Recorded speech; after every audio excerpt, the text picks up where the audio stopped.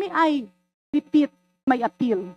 The focus of our investigation is to nip the bud, putulin ang ugat para hindi na ulit tumubo.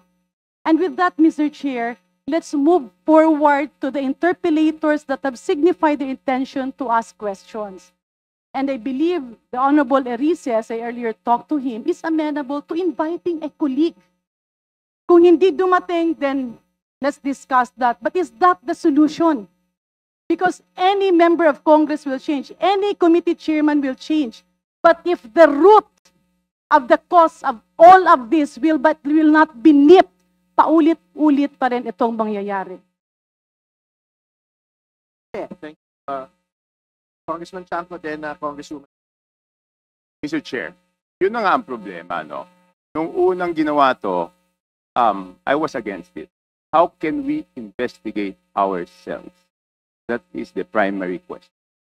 So kung isang congressman, sabi nyo kanina kahit sino masagasaan, wala tayong sasantuhin, kahit congressman, kahit senador. Eh kung ang congressman hindi pa pwedeng maging resource person at hindi natin pwedeng pa-testify under oath, eh di ibig sabihin sa usapang to, exempted ang congressman. So paano tayo mag-iimbestiga? Paano tayo? Number one. Number two, Mr. Chair, here is the USB. Sinasabi, paano nagkaroon ng insert? Under the name of Congressman Saldico, ang insertion sa BICAM as proponent siya is 13,803,693,000.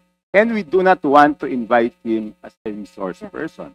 Mr. Chair, sorry. Comsec, can you show this? Para lang sabihin, hindi ako Mr. Chair, with due courtesy. Wait, I have the floor. Yeah, I have the floor. Yeah, I have the floor. No, Mr. I Chair. have the floor. Just to, on the I have record, the floor. On the record, Mr. Chair. I have the floor. We did not refuse to I invite. have the floor. Mr. Chair, motion to suspend. Mr.